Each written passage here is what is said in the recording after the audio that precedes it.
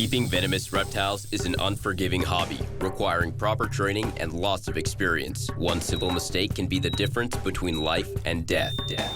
Remember, the most venomous snake in the world is the one that just bit you. There are no venomous snakes with training wheels. Just because you see viperkeeper handle snakes a certain way does not mean you should try it too. Well, since our local bait store is closed and we don't have access to bass shiners for the Congo variety of water cobras, they're very interested in feeding, but they just won't feed on anything other than fish. So at the grocery store I picked up these silver sides, and we'll see if we can splash it around in the water and get their attention. They are sort of trained a little bit, so as you can see, to come out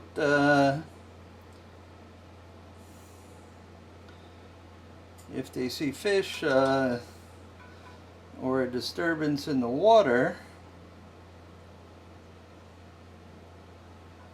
But this one doesn't seem to be that interested in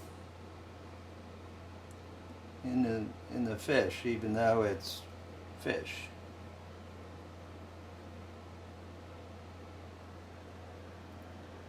So if this doesn't work, I am not going to have any option other than cannula feeding them, which is dangerous for me and a bit dangerous for them.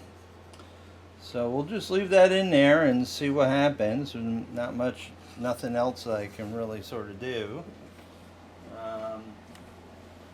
Fortunately, a couple of babies that I just acquired, ringed water cobras, those guys are eating pinks out of the water dish.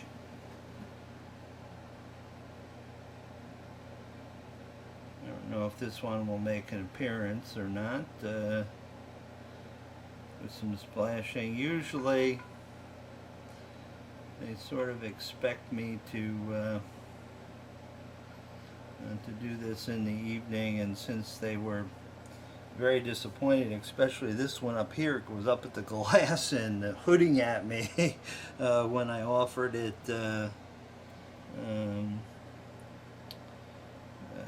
some rat pinks, which they will eat if you put live shiners in the water and you throw in some rat pinks that have been washed a little bit.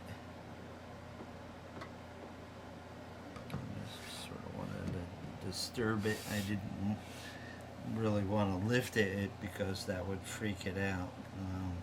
So again, I see a little snoot there. I don't know if it'll take it. I mean, these may be saltwater fish, and those guys are used to eating freshwater fish. The snoot has disappeared again. Alright, so we're just going to leave it. That's the best I can do right now, but if they don't eat, it's going to be back to cannula feeding. I looked online. Nope, there's a little snoot there. I looked online. I could probably order bass shiners from a hatchery, but I have to order almost 1,000 of them at a time, and there's no guarantee that they would eat dead ones if they, if I froze them and killed them all, which, I don't like to do anyway. It's really hard to say. So let's just sort of back off and leave these guys alone. I'm happy that the little ones are taking pinks out of the bowl. What's your issue there, huh?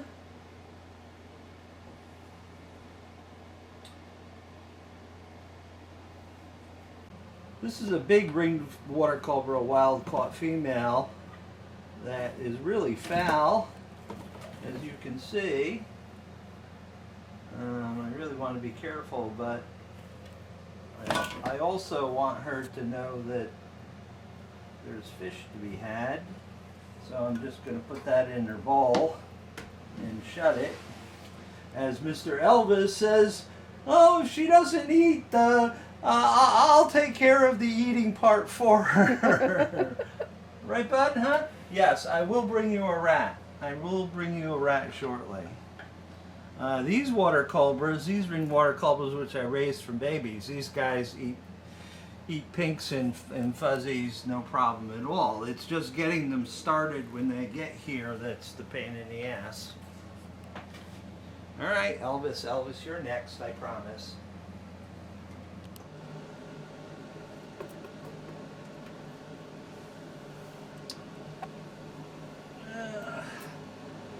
These are my favorite claspers. Hey, dude, would you like something to eat? Huh? I know there was a brief seismic event.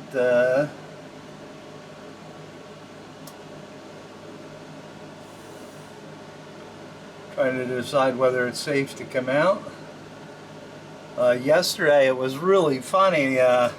We vacuumed the floor and Mr. Forrest Cobra, being such a brave soul, immediately went into his trap box at high speed and hid until we were done. He's quite the brave character. Do you want this, huh? Huh? He was off feed for the longest time, and he's recently started eating again, and he does like these quail chicks, so whenever I have some available thawed out, he gets sort of first dibs. Are you hungry or not, huh? Are you going into shed? Not really, huh? Alright, we'll see if he comes out. But we know his mate down below who's prowling will definitely take it. And since they've been together, it's okay to do this. Hello. Hello, you crazy thing, you, huh?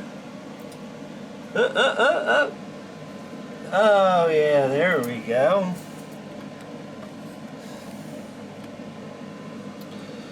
You know, I have to sort of periodically check. You know, they were together through breeding season again. Oop. All right, if the male is interested, I am going to have to shut her door. Snakes can be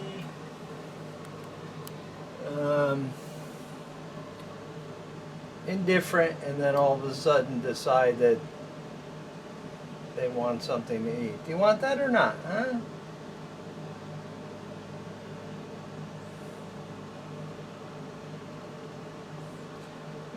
You know, female snakes, generally not a problem to feed.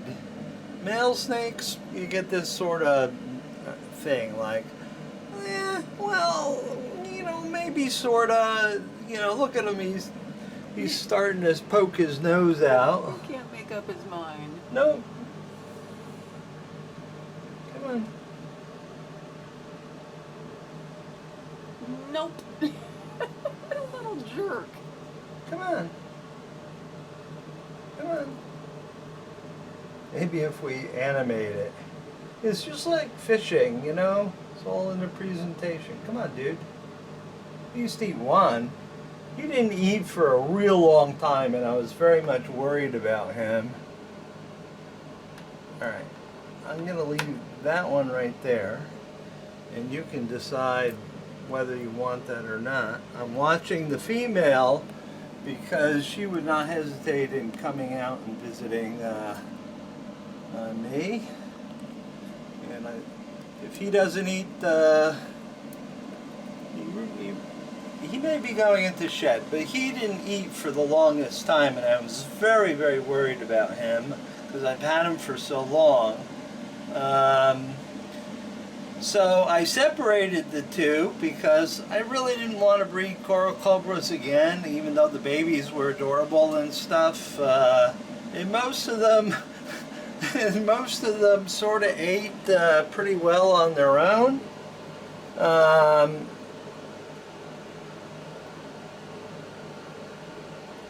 You just can't quite make up your mind, can you, dude? You know, I only had 2 problem feeders out of that entire clutch of 6 eggs. And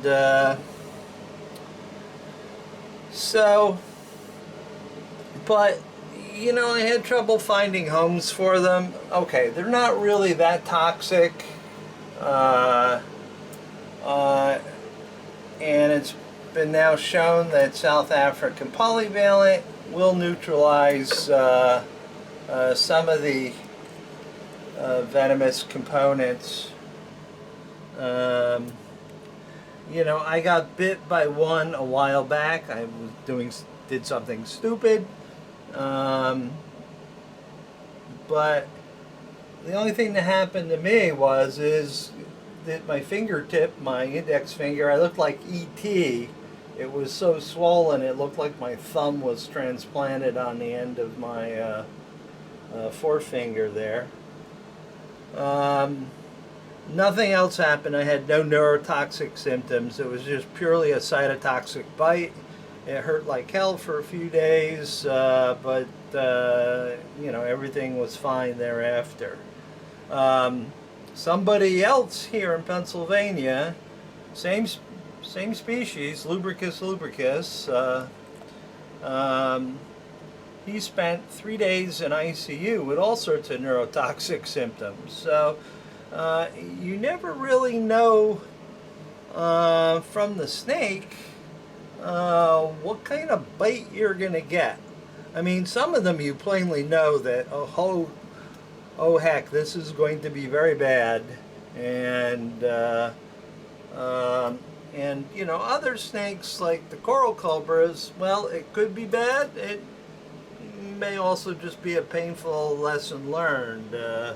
It's really hard to say.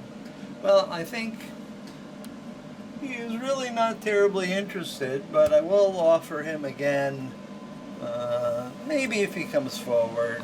I know she'll eat another, so I'll give it to her. He may be going into shed.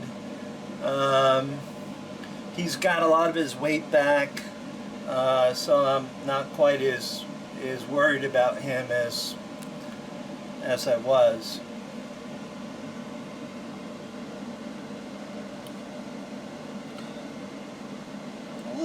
That's a pretty big meal for you, huh? I gave her a mouse the other day, but you know, those go down. There's like hors d'oeuvres and stuff.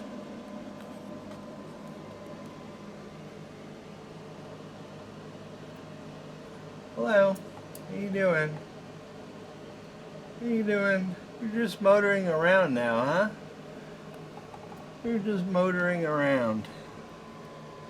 Want to say hello to the camera, huh? Oop. That's why I hate these towels. They always float and hit the floor. Okay, we'll watch her struggle with what she's got there.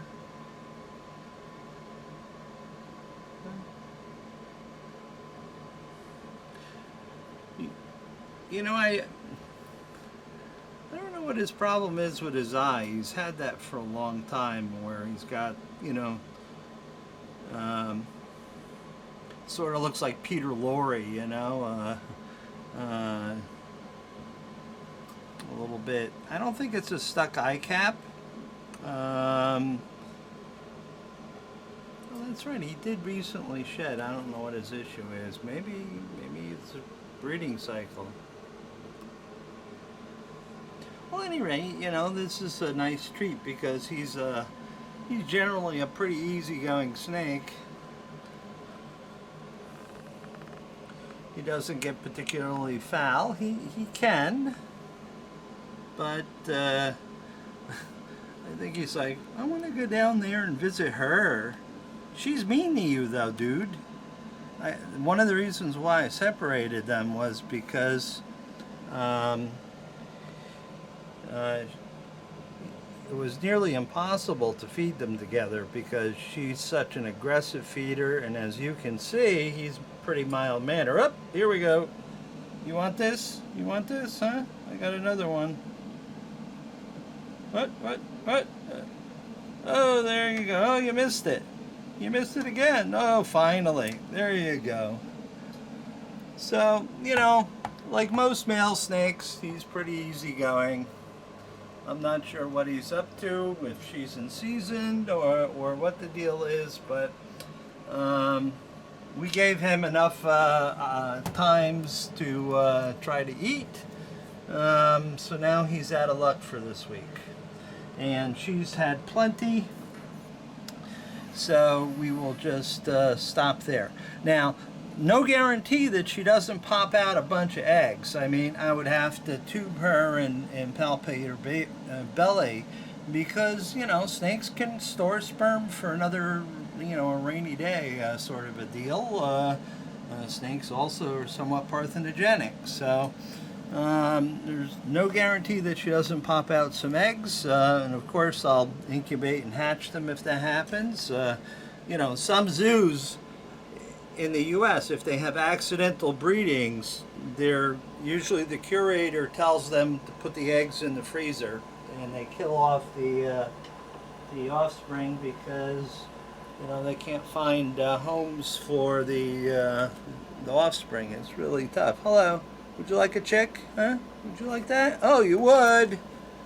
Well, that's Daddy Egyptian saw scale, and normally he prefers the live food. Well, yesterday he got a frozen thawed mouse, and he took it, he struck it, and I left it, and it was gone this morning.